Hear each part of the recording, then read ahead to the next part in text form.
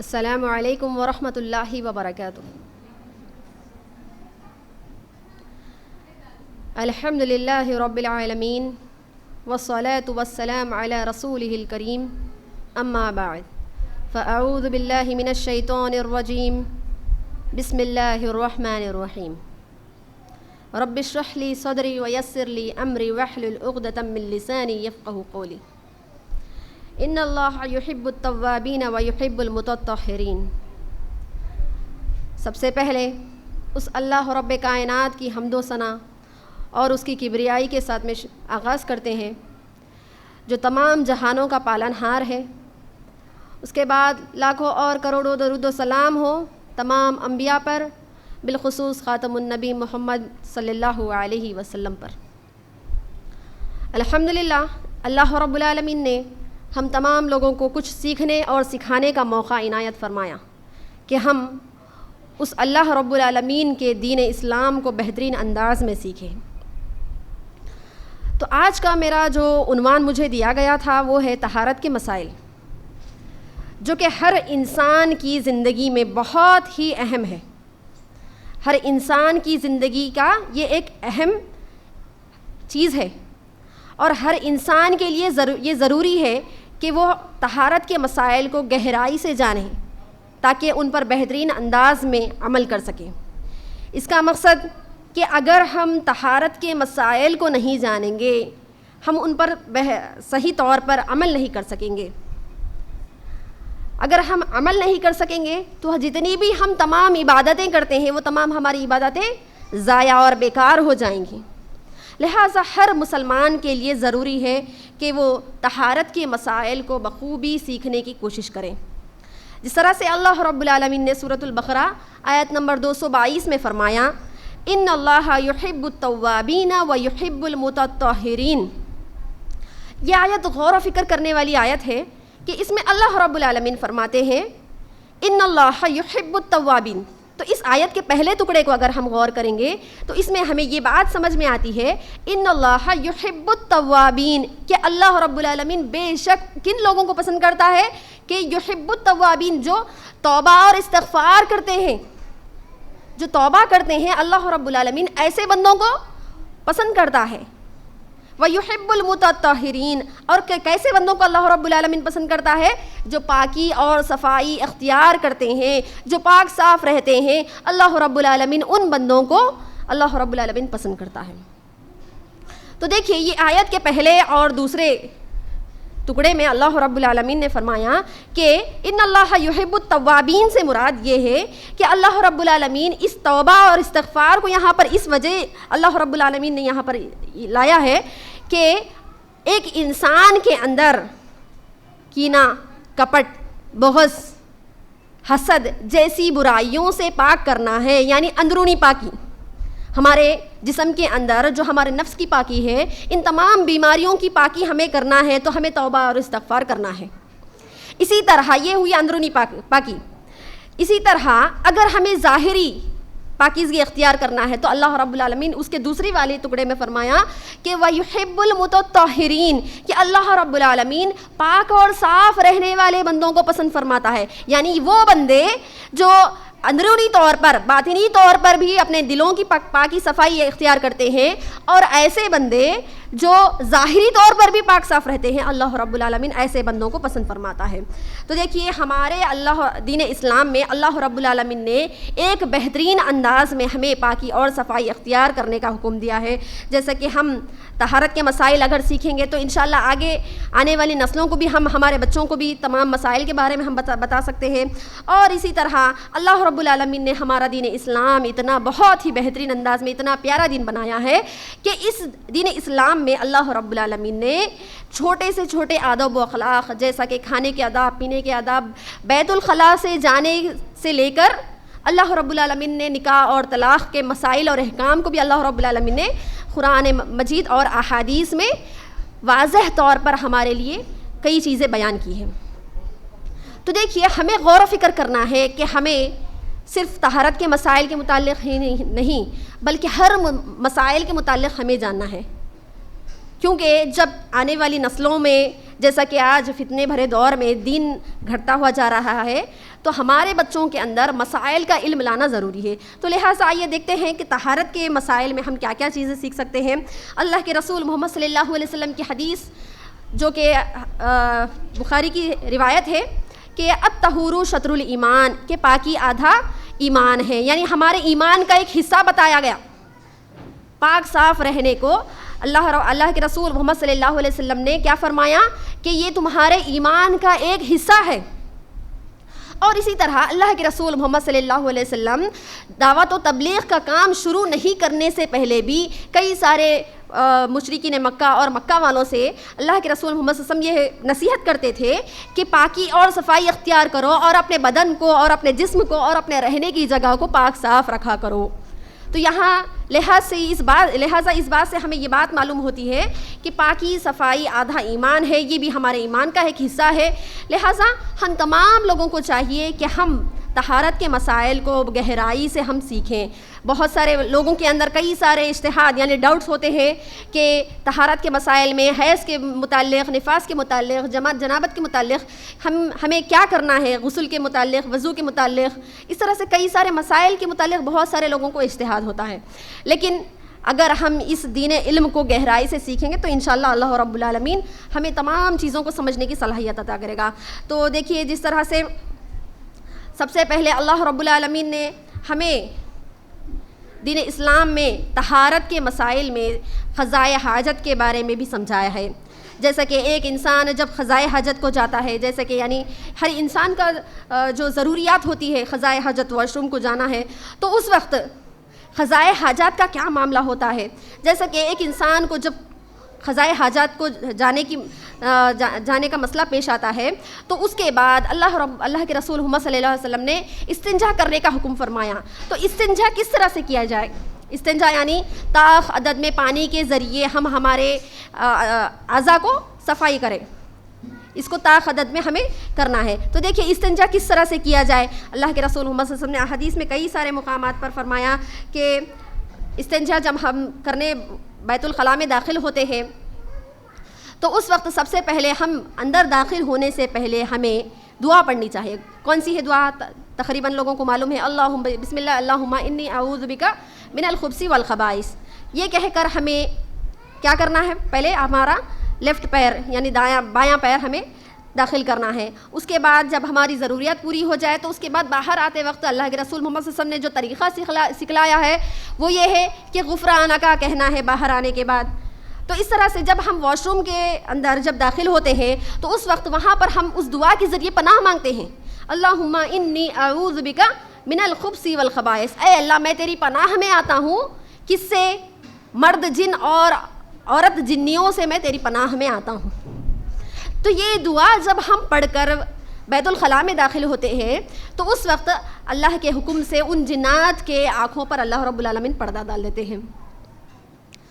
تو اس طرح سے یہ دعا پڑھنے کا فائدہ ہے. اور روزمرہ کی کئی ساری دعاؤں میں کئی ساری دعائیں ہم پڑھ سکتے ہیں، جیسے کہ گھر سے باہر نکلنے کی دعا، گھر میں داخل ہوتے وقت کی دعا. تو یہ دعاؤں کی برکت ہماری زندگیوں میں اتنی زیادہ ہے کہ ہم ان دعاؤں کے اثرات کو یعنی ان دعاؤں کے ذریعے ہم جو مانگتے ہیں ان کے برکت کو ہم ہماری زندگیوں میں محسوس کر سکتے ہیں. تو اس طرح سے باہر نکلتے وقت ہمیں کیا کرنا ہے؟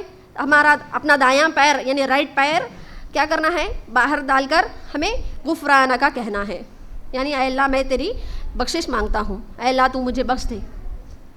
تو اس طرح سے باہر آنے کے بعد تو دیکھیے استنجا کے متعلق اللہ کے رسول محمد صلی اللہ علیہ وسلم نے کیا فرمایا؟ طاق عدد میں یعنی 1 3 جس کو آڈ نمبرز کہا جاتا ہے، 1 3 5 7 یہ طاق عدد میں استنجا کیا جائے. تو جس طرح سے مرد اور عورتوں کے لیے بھی طاق عدد ہے، تو اس طرح جب کوئی باہر ہے اور وہاں پر پانی میسر نہیں ہے تو مردوں کے لیے اللہ کے رسول محمد صلی اللہ علیہ وسلم نے اینٹ اور پتھر سے استنجا کرنے کا حکم دیا، وہ بھی طاق عدد میں. لیکن خواتین کے لیے جائز نہیں ہے. میں یہ جو باتیں بتا رہی ہوں یہ حیا کے متعلق باتیں ہیں، لیکن اگر ہم یہاں پر دین کو نہیں سیکھیں گے، اللہ رب العالمین نے کیا فرمایا؟ ان اللہ لا یستحیی من الحق، کہ اللہ رب العالمین حق کہنے سے نہیں شرماتا۔ اللہ رب العالمین نے قرآن مجید میں حیض کے متعلق، جنابت کے متعلق، کئی سارے مسائل کے متعلق احکامات نازل کیے۔ تو دیکھیے جس طرح سے اللہ کے رسول محمد صلی اللہ علیہ وسلم کے پاس صحابہ اور صحابیات آتے تھے، اور اللہ کے رسول محمد صلی اللہ علیہ وسلم کے بعد صحابیات کے پاس بھی کئی سارے صحابی اور صحابیات آ کر مسائل پوچھتے تھے، تو اس وقت عائشہ رضی اللہ عنہا بھی اور دیگر صحابیات بھی پردے کی آڑ میں ان کو مسائل کی وضاحت کرتے تھے۔ تو لہٰذا ہمیں بھی چاہیے کہ ہم ان مسائل کا علم گہرائی سے جانیں، ان کو سمجھیں، تاکہ ہم ہمارے روز مرہ کی زندگی میں، عملی زندگی میں ان کو بہترین انداز میں ہم ان چیزوں پر عمل کر سکیں، ان سنتوں پر عمل کر سکیں۔ اگر ہم نہیں سیکھیں گے تو لہٰذا یہ نوبت آئے گی کہ ہم دوبارہ کسی اور کا مشورہ، کسی اور کی نصیحت لینا ہے، اس طرح سے ہمارے ذہنوں میں یہ چیز آئے گی کہ وہاں پر فلاں عالمہ ہے، جا کر ہم ان کو سوال کرتے ہیں، یا پھر فلاں داعیہ ہے، ہم جا کر ان کو سوال کرتے ہیں۔ اگر ہم سیکھیں گے علم کو، اگر ہم سیکھیں گے فقہ کو، اگر ہم سیکھیں گے مسائل کو، تو لہٰذا ہم ہمارے آنے والی نسلوں کو بھی بہترین انداز میں، یعنی مثال کے طور پر اگر طہارت کے مسائل کے متعلق ایک ماں اگر بہترین انداز میں سیکھے گی، گہرائی سے اس کو جانے گی، وہ اپنی بیٹی کو حیا کے متعلق، طہارت کے مسائل کے متعلق بہترین انداز میں بتا سکے گی۔ اگر ماں کو ہی علم نہیں ہے، گھر کے جو لیڈیز ہیں ان کو ہی اگر علم نہیں ہے، تو باقی لوگوں کو وہ نہیں سمجھا سکتی۔ تو اس طرح سے بیت الخلاء میں جانے کے آداب میں نے آپ کو بتائے، اس طرح سے استنجا استنجا کس کو کہا جاتا ہے، اور استنجا کس طرح سے کیا جائے، یہ بھی میں نے آپ کو بتایا۔ اس طرح سے بہت سارے لوگ یہ غلطی کرتے ہیں کہ باتھ روم کے اندر یعنی بیت الخلاء میں داخل ہونے کے بعد بھول چک کر دعائیں پڑھ لیتے ہیں۔ کئی سارے لوگوں کو یہ نہیں پتہ کہ باہر آنے کے بعد غفرانہ کا کہنا ہے۔ تو دیکھیے اس کی بہترین دلیل اللہ کے رسول محمد صلی اللہ علیہ وسلم کی ہے۔ اللہ کے رسول محمد صلی اللہ علیہ وسلم جب بھی بیت الخلاء میں جانے کی ان کو حاجت پیش آتی، تو اس وقت اللہ کے رسول محمد صلی اللہ علیہ وسلم کے ہاتھ میں ایک انگوٹھی ہوا کرتی تھی جس پر اللہ رسول محمد لکھا ہوا ہوتا تھا۔ جب بھی وہ اندر جانے کی ضرورت ان کو پیش آتی، جب بھی وہ اندر جاتے، تو اس وقت صحابی کو اپنی انگوٹھی نکال کر ان کو سونپ دیتے تھے۔ تو دیکھیے اس دلیل سے ہمیں یہ بات معلوم ہوتی ہے کہ بیت الخلاء میں ہم دعائیں وغیرہ نہیں پڑھ سکتے۔ بہت سارے خواتین کے اندر یہ ڈاؤٹس ہے کہ جب لڑکی پہلی بار بلوغت کو پہنچ جاتی ہے، تو بلوغت کے اختتام کے وقت ختم جب ہو جاتا ہے، تو اس وقت حیض جب ختم ہو جاتا ہے، تو اس وقت بہت ساری خواتین یہ مشورہ کرتی ہیں آپس میں کہ فلانے جو علم والے ہیں ان کے پاس یہ برتن میں پانی لے کے جا کے وہاں پر دعا پڑھا کے لے کے آنے کے بعد ہم ہماری بیٹی کو اس پانی سے غسل کرائیں گے۔ یعنی دم کیے ہوئے پانی سے وہ لوگ کیا کرانا چاہتی ہے؟ غسل کرانا چاہتی ہے۔ لہٰذا یہ چیز حدیث سے ثابت نہیں ہے، کیونکہ باتھ روم میں اللہ کے رسول محمد صلی اللہ علیہ وسلم نے بیت الخلاء میں انگوٹھی لے کے جانے سے پرہیز کیا۔ تو لہٰذا ہمیں بھی چاہیے کہ ہم بیت الخلاء میں دم کیے ہوئے پانی سے یا پھر کوئی اور جو دعائیں پانی پر پڑی جاتی ہے اس پانی کو ہم وہاں پر نہیں لے کے جا سکتے۔ تو دیکھیے ایک مسلمان جو کھانے پینے کی چیزیں ہیں وہ باتھ روم میں لے کے جانا پسند نہیں کرتا، تو لہٰذا یہ تو قرآن و حدیث کی باتیں ہیں، لہٰذا یہ تو قرآن و حدیث کے دعائیں ہیں، تو اس کو ہم کس طرح سے بیت الخلاء میں استعمال کر سکتے ہیں؟ تو یہ چیز کیا ہے؟ منع ہے، ہم اسلام میں یہ چیز جائز نہیں ہے۔ اس طرح سے اللہ رب العالمین نے بیت الخلاء میں جانے کے جو آداب بتائے ہیں، اسی طرح قضائے حاجت کے متعلق میں آپ لوگوں کو چند باتیں بتانا چاہتی ہوں کہ بہت سارے لوگ جب قضائے حاجت کی نوبت آتی ہے، جب ضروریات پیش آتی ہے، تو اس وقت جب سفر میں ہوتے ہیں تو بہت سارے لوگ راستوں میں ہی قضائے حاجت یعنی اپنی ضروریات کو پورا کرتے ہیں۔ تو اللہ کے رسول محمد صلی اللہ علیہ وسلم نے راستوں پر کرنے سے یعنی قضائے حاجت کو راستوں پر کرنے سے منع کیا۔ اسی طرح اللہ کے رسول محمد صلی اللہ علیہ وسلم نے سایہ دار درخت کے نیچے قضائے حاجت کو کرنے سے منع کیا۔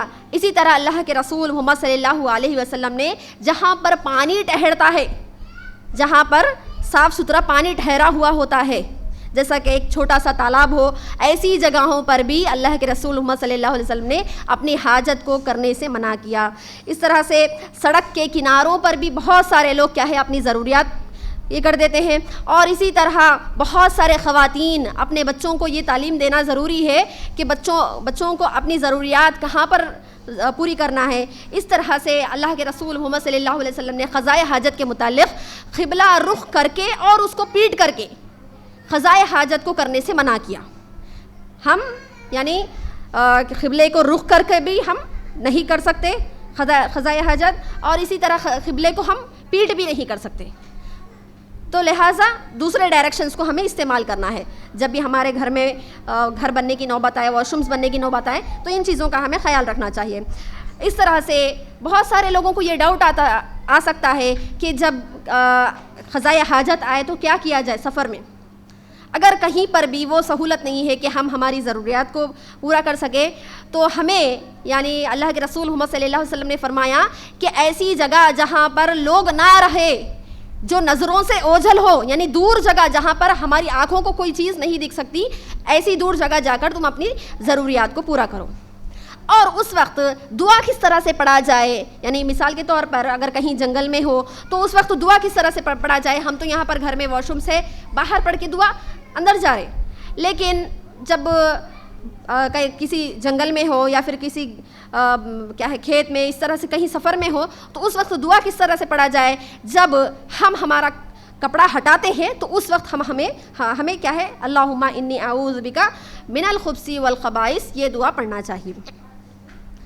اس طرح سے یہ ہوئے قضائے حاجت کا حکم کہ اللہ کے رسول محمد صلی اللہ علیہ وسلم نے طہارت کے مسائل میں ہی یہ چیزیں داخل ہیں. تو اللہ کے رسول محمد صلی اللہ علیہ وسلم نے قضائے حاجت کے متعلق, طہارت کے متعلق یہ چیزیں فرمائی ہیں. اور اس طرح سے آگے ہم دیکھتے ہیں کہ وضو, غسل کے بارے میں اور بھی دیگر چیزیں ہیں, انشاءاللہ یہ دیکھتے ہیں. اس طرح سے قضائے حاجت کے بعد ہر انسان جب عبادت کی طرف رجوع ہوتا ہے تو ہر انسان کو اللہ کے رسول محمد صلی اللہ علیہ وسلم نے وضو کا حکم دیا کہ جب بھی ہم وضو کے لیے نماز کے لیے تیار ہوں تو ہمیں کیا کرنا ہے, وضو کرنا ہے. وضو کے ذریعے ہم پاکی کو حاصل کرنا ہے. وضو کے ذریعے جیسا کہ ہم دن بھر کچھ نہ کچھ باتیں کرتے ہیں, غیبت کرتے ہیں, کبیرہ اور صغیرہ گناہیں کرتے ہیں, تو وضو ہمارے لیے ان گناہوں کا کفارہ بنتا ہے. تو دیکھیے آئیے وضو کا طریقہ دیکھتے ہیں کہ دل میں وضو کی سب سے پہلے نیت کرنا ہے. وضو کا طریقے میں سب سے پہلے نیت شامل ہے, کیونکہ اللہ کے رسول محمد صلی اللہ علیہ وسلم کی صحیح بخاری میں جو پہلی حدیث ہے, انما الاعمال بالنیات, کہ تمام اعمال کا دار و مدار نیت پر ہے. تو دیکھیے ہماری نیتوں کو اللہ تعالیٰ بہتر جانتا ہے. تو دیکھیے سب سے پہلے دل میں وضو کی نیت کرنا ہے, اور نیت کے بعد ہمیں سب سے پہلے یعنی جس طرح سے اللہ کے رسول محمد صلی اللہ علیہ وسلم کی نصیحت ہے کہ ہر کام اللہ کے رسول محمد صلی اللہ علیہ وسلم اللہ کے نام سے شروع کیا کرتے تھے, بسم اللہ کہنا ہے ہمیں. اسی طرح اس کے بعد اپنے دونوں ہاتھوں کو اپنے کلائیوں تک دھونا ہے 3 مرتبہ, پہلے سیدھا ہاتھ, اس کے بعد دایاں ہاتھ, بایاں ہاتھ. تو اس طرح سے کیا ہے, پہلے رائٹ, اس کے بعد لیفٹ, ہمیں کیا ہے تینوں ہاتھ ہمارے کلائی تک دھونا ہے. اس کے بعد ہمیں 3 بار کلی کرنا ہے, 3 بار کلی کرنا ہے. اور دھیان رکھیں کہ اگر روزے کی حالت میں ہو تو مبالغہ یعنی زیادتی نہ ہو کہ ہمارے گلے کے حلق کے نیچے پانی چلا جائے. اگر ہم روزے سے نہیں ہیں تو اس وقت ہم ہمارے گلے میں غرارہ کر کے بھی کلی کر سکتے ہیں. اور اس طرح سے 3 بار کلی کرنے کے بعد 3 بار ناک میں ہمیں پانی چڑھانا ہے. اور اس کے بعد 3 بار ہمارا چہرہ دھونا ہے. چہرہ دھوتے وقت ہمیں یہ خیال ہونا چاہیے کہ ہم چہرے کو جہاں پر ہمارے بالوں کا اینڈ ہوتا ہے اور چہرے کی شروعات ہوتی ہے وہاں سے شروع کریں, اور کان کا جو آخری حصہ ہوتا ہے, کان کی لو کا جو آخری حصہ ہوتا ہے وہاں تک, اور ہمارے یہاں گلے کے نیچے تک. یہ چیزوں کا ہمیں خیال رکھنا ہے کہ ہم 3 بار ہمارے چہرے کو مکمل طور پر دھوئیں. یہ نہیں کہ ہم خالی سامنے کا چہرہ دھو لیے اور باقی کے پیچھے کا جو اعضاء ہے, پیچھے کا جو پارٹ ہے وہ ہمارا خشک رہ جائے, یعنی نہ گیلا ہو. تو اس طرح سے ہمارے چہرہ دھونے میں بھی ہمیں بہتر سے بہتر دھیان رکھنا ہے. اس طرح سے پہلے دایاں ہاتھ کوہنی تک اور اس کے بعد بایاں ہاتھ. بہت سارے لوگوں کی عادت ہوتی کہ ہاتھ میں اپنے پانی لے کے اور اس طرح سے دوڑا دیتے بس کہ یہاں تک پانی نہیں پہنچتا. ہمیں یہ خیال ہونا ہے کہ ہم جب پانی ہاتھ میں لے تو اس پانی کو ہمیں دوسرے ہاتھ سے پورا کوہنیوں تک ہمیں پہنچانا ہے. یہ خیال ہونا ہے کہ کہیں پر بھی ہمارا حصہ سوکھا نہ رہے. اگر بال کی جتنا بھی اگر حصہ اگر خشک رہ جاتا ہے تو ہمارا وضو مکمل نہیں ہوتا, ہمارا وضو ناقص وضو ہوتا ہے. تو اس طرح سے پہلے رائٹ ہینڈ, اس کے بعد لیفٹ ہینڈ ہمیں کیا کرنا ہے, دونوں ہاتھوں کو کہنیوں تک بہتر انداز میں دھونا ہے. اس کے بعد آتا ہے سر کا مسح. سر کا مسح کرتے وقت سب سے پہلے ہمیں یہ خیال ہونا ہے کہ دونوں ہاتھوں کو سر کے اگلے حصے سے گزارے, یعنی اس طرح سے تین انگلیوں کو ایک جگہ جمع کر کے اس طرح سے کر کے ہمیں کیا کرنا ہے, یہ ہاتھوں کو یہاں سے یہاں تک لے کے جانا ہے, سامنے والے حصے سے پیچھے والے حصے تک. اور اس کے بعد جب ہم گدی کے آخری حصے تک پہنچ جائے, گدی کے پاس پہنچ جائے, تو ہمیں پھر سے ریٹرن لے کے آنا ہے اگلے والے حصے تک, یعنی سامنے والے حصے تک. اور اس کے بعد ہماری شہادت کی انگلی سے ہمیں کیا کرنا ہے, کان کے اندر کے جو ہے کان کا مسح کر کے کان کے اندر ہماری شہادت کی انگلی کی مدد سے ہمیں اس کو اندر لے کے جا کے انگوٹی کی مدد سے ہمارے کان کے پیچھے جو لو ہے اس کو ہمیں گیلا کرنا ہے. یہ ہوا سر کا مسح. بہت سارے لوگ سر کے مسح میں بہت سارے غفلتیں برتتے کہ فاسٹ, یعنی وضو بنانے میں اتنا ٹائم نہیں رہتا کہ بس 2 منٹ میں وضو ہو جاتا. یہ ان کو دھیان نہیں رہتا کہ کہاں پر ہمارے اعضاء تک پانی پہنچا یا نہیں پہنچا, یہ چیزوں سے ان کو فرق نہیں پڑتا. تو لہٰذا ہمیں سکون سے کیا ہے وقت دے کر وہاں پر کم سے کم 3 سے 4 منٹ 5 منٹ تک ہمیں وضو بنانا ہے. اگر مثال کے طور پر کبھی کہیں جماعت چھوٹ رہی ہو جمعہ کی نماز میں وغیرہ تراویح میں, تو اس وقت خواتین کا یہ رویہ ہوتا کہ جلدی جلدی جاتے وضو خانے کے پاس, اور یہ دھیان نہیں ہوتا کہ وضو مکمل ہوا یا نہیں ہوا. جلدی جلدی میں کچھ اعضاء تر ہوتے, کچھ اعضاء نہیں تر نہیں ہوتے. تو اس طرح سے کیا ہے کرنے سے ان کا وضو ناقص ہو جاتا. اس طرح سے کیا ہے سر کے مسح کا ہمیں دھیان رکھنا چاہیے. اس طرح سے مسح کرنے کے بعد ہمیں سب سے پہلے ہمارا رائٹ لیگ یعنی دایاں پیر اور پیر کے درمیان جو انگلیاں ہیں, ہماری انگلیوں کی مدد سے ہمیں کیا ہے پیروں کے درمیان پانی پہنچانے کی ہمیں کوشش کرنا ہے. بہت سارے بچے اور خواتین ایسا کرتے ہیں کہ پیر خالی نل کے نیچے رکھ دے کے اس کو بس پانی بہاتے رہتے, بس یعنی اپنے آپ وہ کچا ہو جانا. لیکن یہ طریقہ غلط ہے.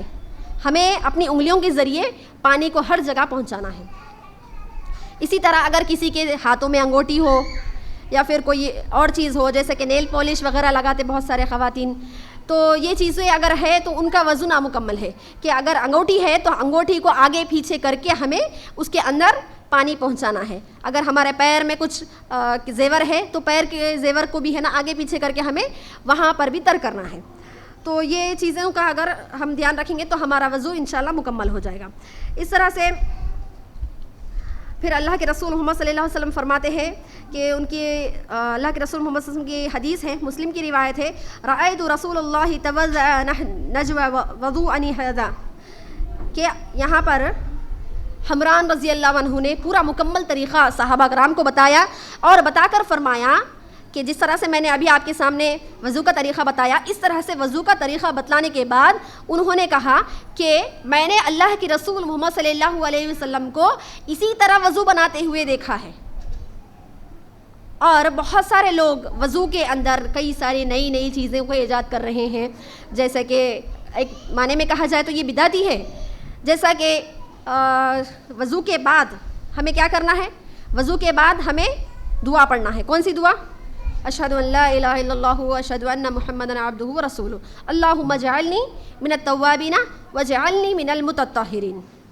تو یہ دعا پڑھنے کے بجائے بہت سارے خواتین کیا کرتے ہیں, جن کو علم نہیں ہے, وہ لوگ اللہ شہادت کی انگلی کو آسمان کی طرف کر کے اوپر دیکھ کے اشہد ان لا الہ ایسی کچھ دعا پڑھتے وہ لوگ. تو یہ کیا ہے, دین میں نئی چیز ہے, یہ ایک بدعت ہے. تو یہ تمام چیزوں کو ہمیں غور و فکر کرنا ہے. جو چیز اللہ کے رسول محمد صلی اللہ علیہ وسلم نے ہمیں عطا کی ہمیں اسے لے لینا ہے, اور جو چیز اللہ کے رسول محمد صلی اللہ علیہ وسلم نے ہمیں چھوڑنے کو کہا ہے ان چیزوں تک ہمیں جانا ہی نہیں ہے. تو یہ جو شہادت کی انگلی کو اوپر آسمان کی طرف اشارہ کر کے آسمان کی طرف دیکھ کے کچھ اور دعا پڑھنا, یہ حدیث سے ثابت نہیں ہے, بلکہ اس کے بعد کلمہ شہادت اور اس کے بعد اللہم اجعلنی من التوابین واجعلنی من المتطہرین, یہ دعا پڑھنا ہے. اس طرح سے وضو کے لیے شرائط کیا ہے کہ وضو کے لیے سب سے پہلے تو ہمارے دل میں نیت کرنا ہے. جیسا کہ میں نے بتایا انما الاعمال بالنیات، تمام اعمال کا دار و مدار نیت پر ہے. اس طرح سے اس کے یہ پہلی شرط ہے. اس کے بعد دوسری شرط یہ ہے کہ پانی کا پاک ہونا. شرط یہ ہے کہ پانی کا پاک ہونا. پانی کی دو قسمیں ہیں، ایک پاک پانی ہے اور ایک گندا پانی ہے. تو دیکھیے پاک پانی کس کو کہتے ہیں؟ مثال کے طور پہ بارش، چشمے کا پانی، کنویں کا پانی اور سمندر کا پانی. تو یہ تمام پانی کو ہم پاک پانی کہہ سکتے ہیں. بارش کا پانی، چشمے کا پانی، کنویں کا پانی اور سمندر کا پانی، یہ پاک پانی ہے. اسی طرح گندا پانی کس کو کہا جاتا ہے؟ جس میں گندگی گر جائے اور اس کی وجہ سے پانی کا رنگ، یہ بلوغ المرام کی حدیث ہے، تو اس حدیث پر آپ غور و فکر کیجئے تاکہ طہارت کے مسائل میں یہ ایک اہم چیز ہے، تاکہ آپ بہتر سے بہتر سمجھیں. تو دیکھیے اگر پانی کا بو، یعنی جو اسمیل آتی، پانی کا بو اور اس کا مزہ اور اس کا رنگ، تینوں میں اگر تبدیلی آ جائے تو یہ پانی ناپاک ہے. تینوں اگر چینج ہو جائے، پانی کا بو، پانی کا مزہ اور پانی کا رنگ. مثال کے طور پر اگر ہم پانی رکھے، ایک ڈرم پانی ہے، ایک ڈرم پانی میں اگر کچھ ناپاک چیز گر جائے تو اس وقت ہم کیا کریں گے؟ اگر اس کا بو، رنگ اور مزہ تینوں اگر چینج ہو گیا تو ہم اس پانی کو ویسٹ کر دیں گے، یعنی پھینک دیں گے، اس کو استعمال نہیں کریں گے وضو کے لیے. اگر نہیں چینج ہوا تو ہم اس پانی کو استعمال کر سکتے ہیں. تو یہ پانی کی یعنی وضو کی شرط ہے. اور تیسری چیز یہ ہے کہ جو چیز اعضائے وضو کو بھیگنے سے روکتی ہے اس کو دور کرنا. جیسا کہ بہت سارے خواتین نیل پالش لگاتے، نیل پالش لگانے سے وضو ہمارا مکمل نہیں ہوتا، کیونکہ وہاں پر اس جگہ پر پانی نہیں پہنچتا ہے، لہٰذا کہ وہ ناقص وضو ہے.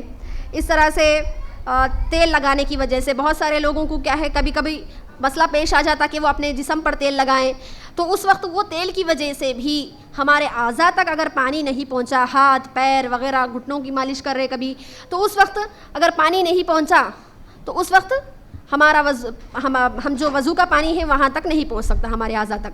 تو لہٰذا یہ بھی وضو کے لیے ایک رکاوٹ ہے. تو یہ تمام چیزیں کیا ہے؟ شرط ہے کہ ہم ان تمام چیزوں کا خیال رکھیں.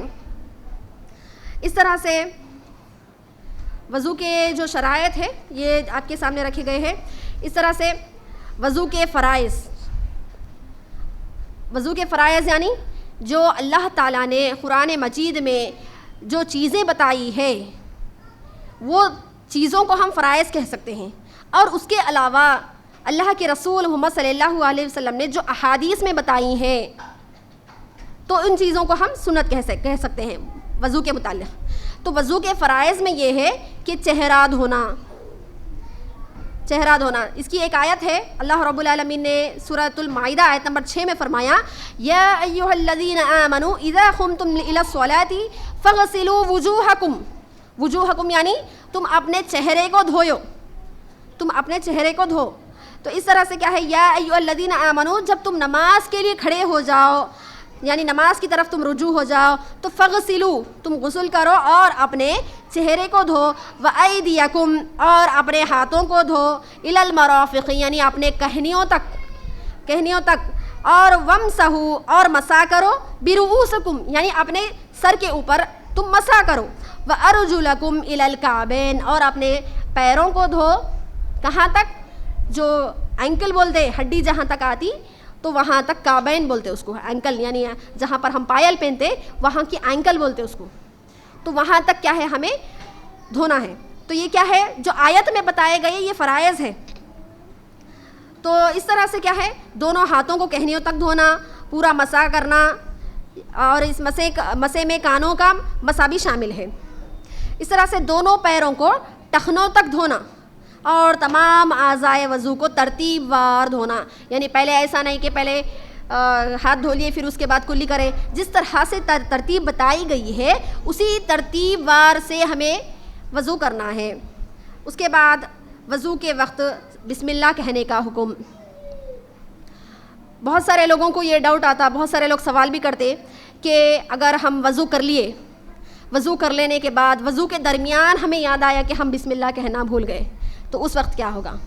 اور بہت سارے لوگ جب وضو کر لیتے، وضو کر لینے کے بعد پورا جب پیر بھی دھو لیتے تو اس وقت یاد آتا کہ ہم بسم اللہ بھول گئے. تو ویسے مسئلے کی کیا کیفیت ہے؟ تو دیکھیے وضو شروع کرنے سے پہلے سب سے پہلے تو بسم اللہ کہنا ہے، یہ تو واجب ہے۔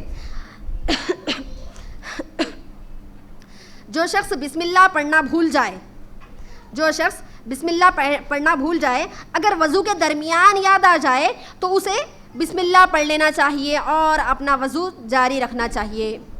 یہ پہلی کیفیت ہو گئی۔ اور دوسری کیفیت، اگر وضو ختم ہونے کے بعد یاد آ جائے تو اس کو دوبارہ وضو کرنے کی ضرورت نہیں، اس کا وضو ہو جائے گا۔ اس طرح سے وضو کے یہ فرائض ہے۔ اس کے بعد وضو کی سنتیں، وضو شروع کرنے سے پہلے بسم اللہ کہنا یہ سنت ہے۔ اس طرح سے ہر وضو کے وقت یعنی وضو کرنے سے پہلے اللہ کے رسول محمد صلی اللہ علیہ وسلم مسواک کیا کرتے تھے۔ ہر وضو سے پہلے مسواک کرنا یہ بھی اللہ کے رسول محمد صلی اللہ علیہ وسلم کی سنت ہے۔ اور مسواک کو سائنٹیفکلی بھی پروو کیا گیا ہے کہ مسواک کے ذریعے کئی ساری بیماریوں کا علاج ہے، جیسے کہ منہ کے اندر مسوڑوں کا علاج، دانتوں کا علاج، دانتوں میں تکلیف ہے، ان تمام چیزوں کو بھی سائنٹیفکلی پروو کیا گیا کہ مسواک کے ذریعے تمام چیزیں کیا ہے، اس کا علاج ہے۔ تو دیکھیے صرف مسواک ہی نہیں، اللہ کے رسول محمد صلی اللہ علیہ وسلم کی ہر سنت میں ہمارے لیے فائدہ ہے۔ آج ہم سنتوں کو چھوڑ دے رہے، اسی لیے آج ہم بیماریوں کا شکار ہو جا رہے۔ تو لہٰذا مسواک کا بھی ہمیں دھیان رکھنا چاہیے کہ اللہ کے رسول محمد صلی اللہ علیہ وسلم مسواک کو کرنا بھی سنت کہا کرتے تھے۔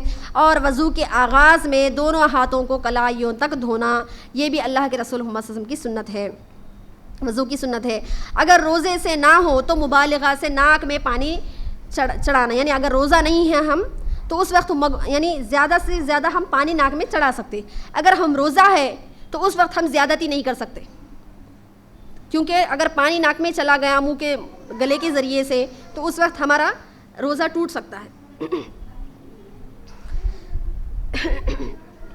اس طرح سے اعضائے وضو کو دو بار یا تین بار بھی دھویا جا سکتا ہے۔ ہمارے جو اعضاء ہے وضو میں، بہت سارے لوگوں کو یہ حدیث نہیں معلوم ہوگی کہ ہمارے جو اعضاء ہے اس کو دو بار یا تین بار بھی دھو سکتے ہیں، اور ایک بار بھی دھونا یہ بھی فرض ہے، یہ بھی ہم دھو سکتے ہیں، ایک بار بھی ہم دھو سکتے ہیں۔ اور 3 مرتبہ سے زائد دھونا یہ اسراف ہے، 3 مرتبہ سے زیادہ بار دھونا یہ کیا ہے، اسراف ہے۔ اس طرح سے ہر نماز کے لیے نیا وضو کرنا، اللہ کے رسول محمد صلی اللہ علیہ وسلم نے اجازت دی کہ ایک انسان جو 1 مرتبہ وضو کرتا ہے، وہ اگر وضو باقی ہے تو وہ دوسری نماز بھی اس وضو سے پڑھ سکتا ہے، تیسری نماز بھی اگر وضو باقی ہے تو تیسری نماز بھی پڑھ سکتا ہے۔ لیکن یہ کیفیت ہونی چاہیے کہ ہم قضائے حاجت اور ہوا خارج یہ تمام چیزوں سے اگر نہیں گزرے تو ہمارا وضو باقی رہتا ہے۔ تو دیکھیے ہر نماز کے لیے نیا وضو کرنا یہ بھی سنت ہے، اور اگر ہمارا ایک وضو سے ہم کئی سارے نمازیں پڑھ سکتے ہیں تو یہ بھی اللہ کے رسول محمد صلی اللہ علیہ وسلم نے ہمارے لیے اجازت دی۔ اس طرح سے وضو کے بعد مسنون دعا پڑھنا یہ بھی سنتوں میں شامل ہے۔ اس طرح سے مسواک کے متعلق آپ کو بتایا گیا تھا، تو مسواک کرنے کی کیا فضیلت ہے اور اس کے مستحب اوقات کیا ہے، آئیے دیکھتے ہیں کہ اللہ کے رسول محمد صلی اللہ علیہ وسلم نے فرمایا، مسند احمد کی حدیث ہے کہ مسواک منہ کی پاکی اور رب کی رضامندی کا باعث ہے۔ یعنی اللہ کے رسول محمد صلی اللہ علیہ وسلم نے کیا فرمایا، مسواک کرنے سے اللہ کی رضامندی حاصل ہوتی ہے۔ کسی بھی وقت مسواک کرنا مستحب ہے، کسی بھی وقت مسواک کرنا مستحب ہے۔ مستحب کس کو کہا جاتا ہے؟ مستحب کس کو کہا جاتا ہے کہ اگر کر لیے تو ہمارے لیے بہتر ہے، اور اگر نہ کرے تو کوئی گناہ نہیں ہے، اس کو مستحب کہا جاتا ہے۔ واجب یعنی ہمیں کرنا ہی ہے، تاکیدی جیسے کہ سنتوں میں تاکیدی سنتیں ہیں، تو اس طرح سے ہمیں کیا ہے موقدہ سنتیں ہیں، وہ سنتوں کو بھی کیا ہے ہمیں لازم پڑھنا ہے۔ اللہ کے رسول محمد صلی اللہ علیہ وسلم نے تاکید کی۔ مستحب یعنی کر لیے تو الحمدللہ، نہیں کرے تو کوئی گناہ نہیں۔ تو اس طرح سے کیا ہے مسواک کرنا ہمارے لیے مستحب ہے اور سنت بھی ہے، لیکن 5 اوقات میں اس سنت کی اہمیت بہت زیادہ ہے۔ اگر 5 وقت بھی اگر کوئی انسان ہر نماز کے وقت وضو کرنے سے پہلے مسواک کر لے تو اس کی بھی اہمیت بہت زیادہ ہے۔ اس طرح سے وضو کے وقت ہم کیا کیا اوقات ہیں، ہم کب کب مسواک کر سکتے ہیں؟ سب سے پہلے تو وضو کے وقت، اور اس کے بعد نماز کے وقت، یعنی جب بھی ہم نفل نماز ہمارا من چاہے تو اس وقت بھی ہم مسواک کر سکتے ہیں، اور اسی طرح تلاوت قرآن کے وقت بھی ہم مسواک کر سکتے ہیں، اور نیند سے بیدار ہونے کے بعد بھی ہم مسواک کر سکتے ہیں، اور منہ کی کیفیت اگر بدل جائے، یعنی ہمارا ٹیسٹ جب منہ کا چینج ہو جائے تو اس وقت بھی ہم مسواک کر سکتے ہیں۔ تو یہ اوقات ہے کہ ہم کب کب مسواک کر سکتے ہیں۔ تو لہٰذا اللہ کے رسول محمد صلی اللہ علیہ وسلم نے جو سنتوں میں جو چیزیں شامل کی ہیں ان چیزوں پر عمل کرنا ہمارے لیے صحت کے لیے بھی بہتر ہے۔ جیسا کہ ایک اور صحت کے متعلق اللہ کے رسول محمد صلی اللہ علیہ وسلم نے فرمایا کہ اللہ کے رسول محمد صلی اللہ علیہ وسلم عشاء سے پہلے کھانا کھا لیتے تھے اور عشاء کے بعد فوراً سو جایا کرتے تھے، اور تہجد کے وقت میں اٹھ جایا کرتے تھے۔ تو ہم یہ حدیث کو صرف حدیث کی طرح پڑھتے ہیں، لیکن اس کی گہرائی تک ہم نہیں سمجھے ابھی تک۔ کیوں اللہ کے رسول محمد صلی اللہ علیہ وسلم عشاء سے پہلے یعنی مغرب سے پہلے کھانا کھا لیتے تھے اور مغرب کے بعد یعنی عشاء کے بعد عشاء کی نماز کے فوراً بعد سو جایا کرتے تھے؟ کیونکہ آج سائنٹیفکلی پروو کیا گیا ہے کہ جو انسان عشاء کے فوراً بعد سو جاتا ہے اس کے باڈی کے اندر باڈی کی جو میریڈینس ہوتے وہ امبیلنس نہیں ہوتے، اور صحت کے اعتبار سے اس کے لیے بہت ہی زیادہ اچھا ہے کہ آنے والے بیماریوں کو یہ چیز روکتی ہے۔ تو دیکھیے اللہ کے رسول محمد صلی اللہ علیہ وسلم کی ہر سنت میں ہمارے لیے فائدہ ہے، کھانے کے اعتبار سے، سونے کے اعتبار سے، ریسٹ، خیل اللہ جو اللہ کے رسول محمد صلی اللہ علیہ وسلم نے بتایا، ہر وہ چیز جو اللہ کے رسول محمد صلی اللہ علیہ وسلم نے سنت کے اعتبار سے بتائی ان تمام چیزوں میں ہمارے لیے فائدہ ہے۔ آئیے دیکھتے ہیں کہ طہارت کے مسائل میں نواقص وضو کیا ہے۔ ناقص یعنی ایک چیز جو انکمپلیٹ، جو توڑ دیتی ہے، ناقص کسی چیز کو انکمپلیٹ کرنا، یہ ناقص۔ تو نواقص یعنی اس کا پلورل فارم۔ تو نواقص وضو کیا کیا چیزیں ہیں؟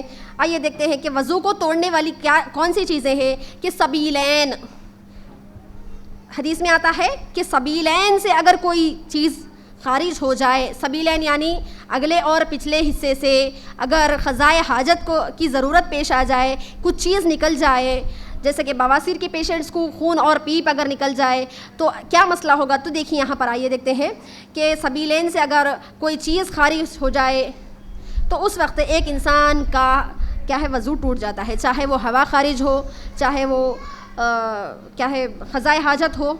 تو یہ تمام چیزوں سے کیا ہے، ایک انسان کا وضو ٹوٹ جاتا ہے۔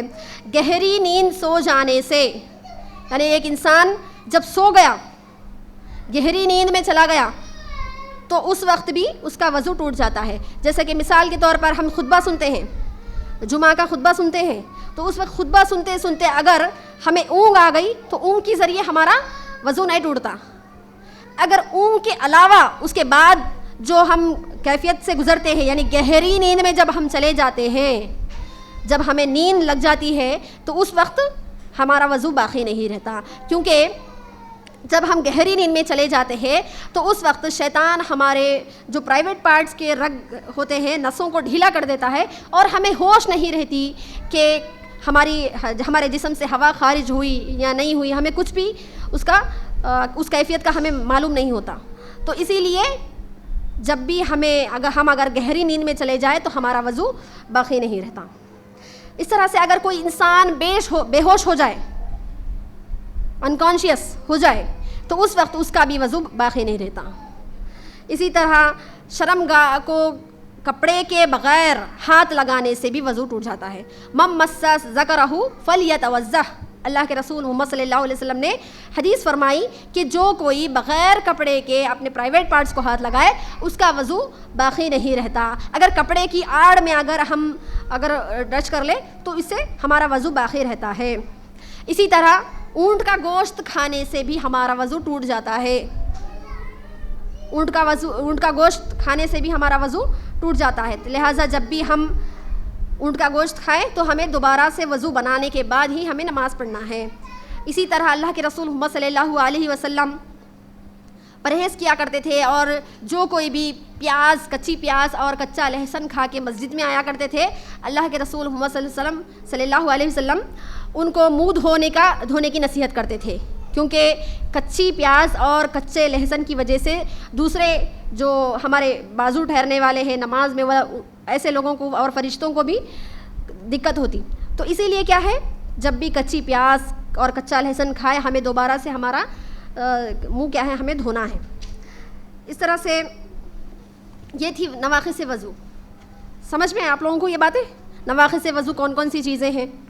تو اس طرح سے وہ حالات جو ناقص وضو نہیں ہے، وہ حالات جو ناقص وضو نہیں ہے، تو وہ کون سی چیزیں ہیں؟ پہلا، آگ پر پکی ہوئی چیز.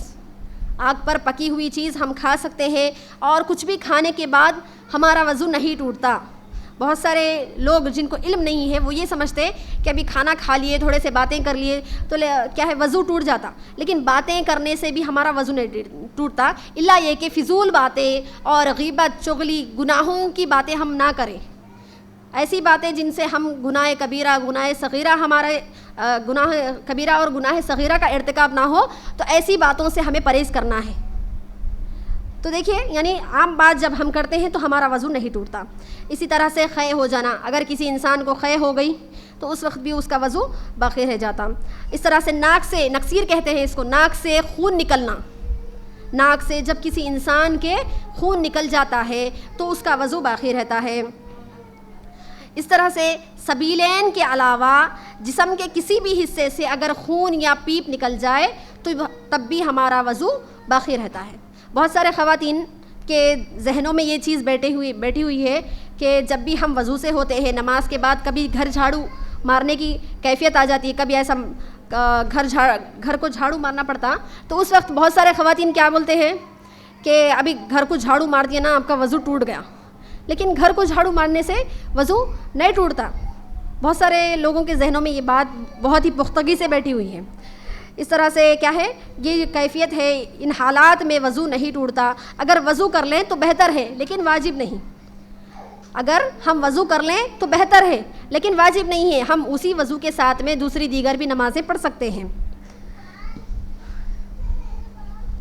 اس طرح سے نواقض سے وضو کون سی چیزیں ہیں اور وہ چیزیں جن سے وضو نہیں ٹوٹتا، یہ تمام چیزوں کے بارے میں ہم نے الحمدللہ سیکھا، سنا. اس کے بعد تیمم کی کیفیت. اللہ رب العالمین نے ہمارے لیے دین اسلام کو اتنا آسان بنایا کہ بہت سارے لوگ یہ سمجھتے ہیں کہ دین پر عمل کرنا، دین جب ہم دائرہ اسلام میں ہے تو اللہ پر ایمان لانا، اس کی طرف رجوع ہونا، عبادتیں کرنا، یہ تو بہت بڑے عالموں کا کام ہے. اتنا زیادہ ہم عمل کیسا کریں گے بلکہ بہت سارے لوگوں کے اندر ڈر ہوتا. لیکن اللہ رب العالمین نے ہمیں دین میں اتنی زیادہ سہولتیں عطا کی کہ ہم ہر وقت، کبھی کچھ ایسا مسئلہ پیش آ گیا کہ کبھی ہم وضو نہیں بنا سکتے، کبھی ہم غسل نہیں کر سکتے، تو ایسے موقعوں پر بھی اللہ رب العالمین نے ہمیں کئی ساری سہولتیں عطا کی. جیسا کہ اسی میں تیمم کا مسئلہ بھی شامل ہے کہ ہم کبھی سفر میں ہو اور پانی میسر نہ ہو تو کیا کیا مسئلے پیش آتے ہیں اور کس طرح سے ہمیں تیمم کرنا ہے. تیمم کے بارے میں ہم جانتے ہیں کہ سب سے پہلے تو تیمم کا طریقہ کیا ہے. تیمم کس کو کہتے ہیں؟ ہاں، پانی کے بغیر وضو کرنے کو تیمم کہا جاتا ہے.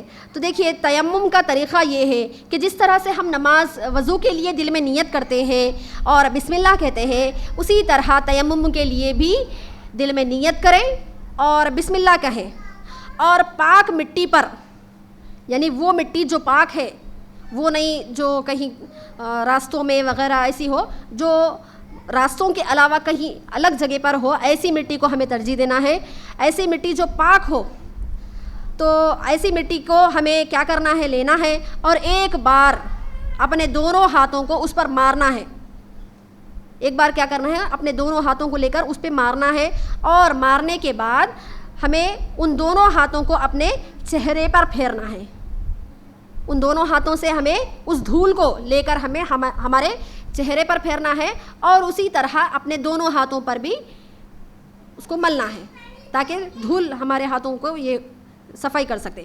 اللہ کے رسول محمد صلی اللہ علیہ وسلم نے حدیث میں کئی سارے مقامات پر فرمایا کہ اللہ رب العالمین نے ہمیں پانی اور مٹی دونوں کو پاکی کے اندر شامل کیا کہ مٹی سے بھی ہم پاکی حاصل کر سکتے ہیں اور پانی سے بھی ہم پاکی حاصل کر سکتے ہیں.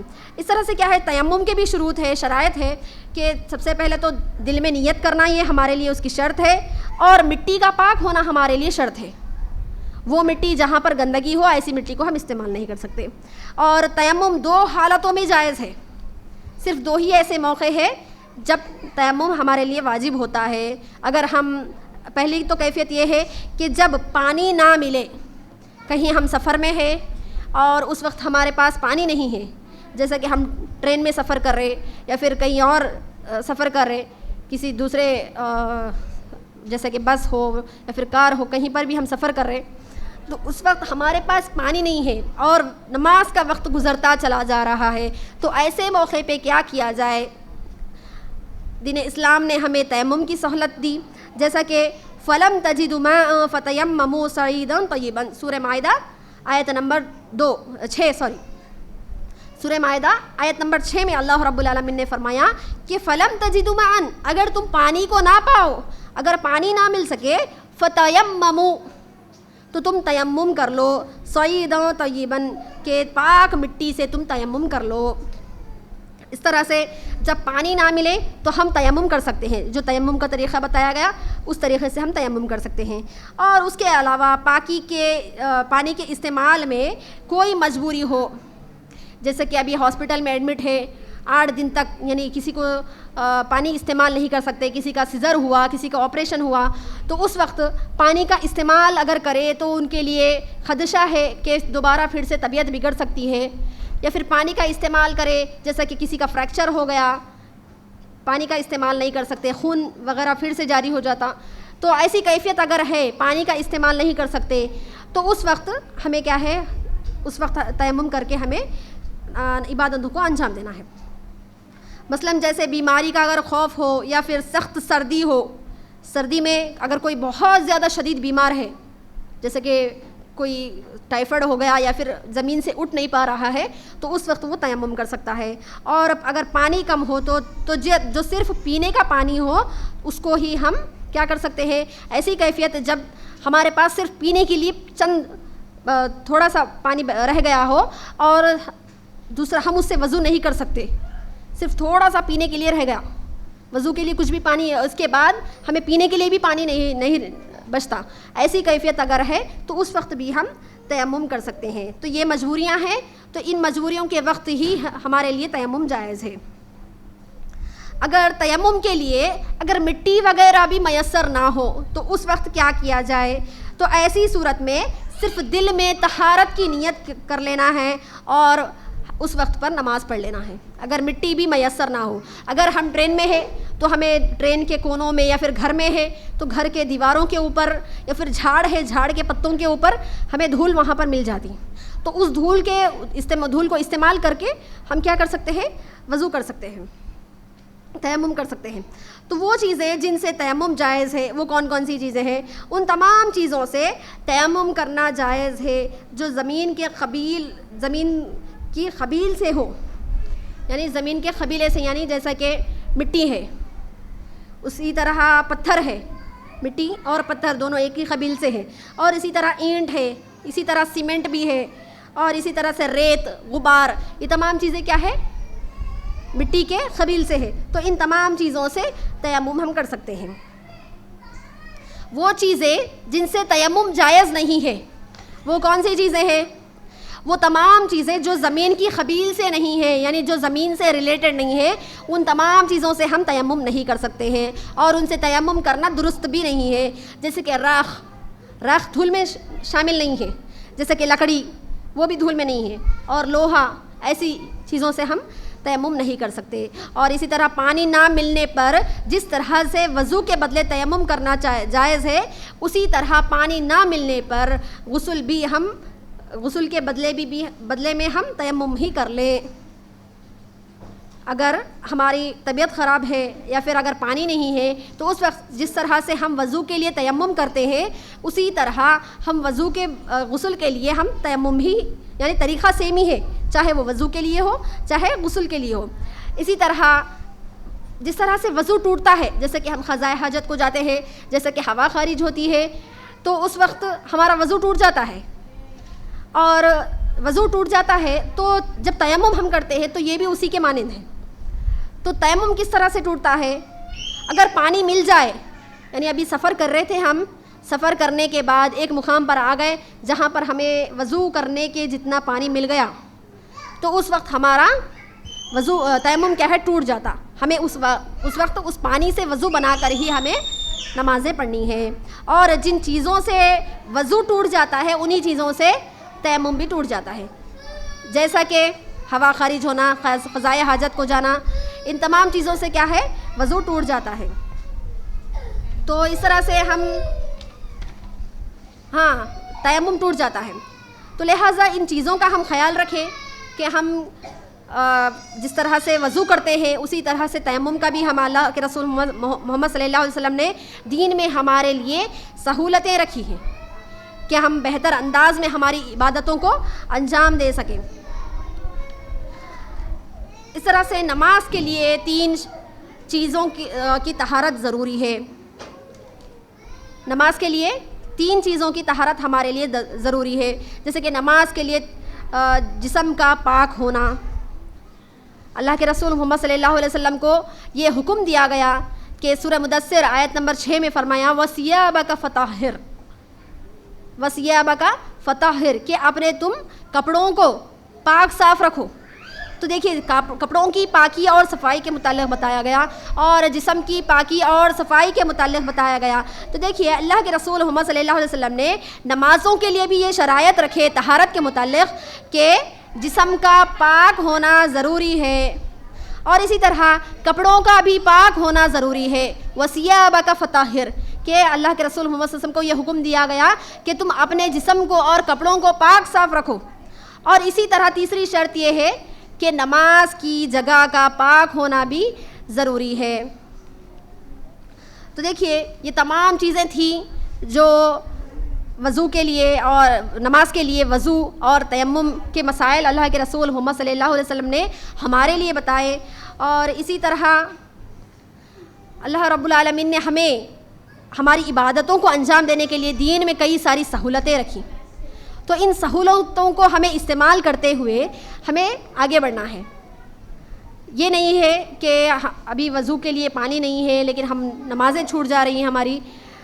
تو اس طرح سے اللہ رب العالمین ہمیں جو سہولتیں عطا کیے ہیں ان تمام سہولتوں کو ہمیں استعمال کرنا چاہیے. اس طرح سے اللہ رب العالمین سے آخر میں دعا کرتی ہوں کہ اللہ رب العالمین ہم تمام لوگوں کو دین کے مسائل اور فقہ کی گہرائیوں تک پہنچنے والا بنائے. اور اسی طرح اللہ رب العالمین ہم تمام کو سننے کہنے سے زیادہ عمل کی توفیق عطا کرے. آمین ثم آمین. والسلام علیکم ورحمۃ اللہ وبرکاتہ.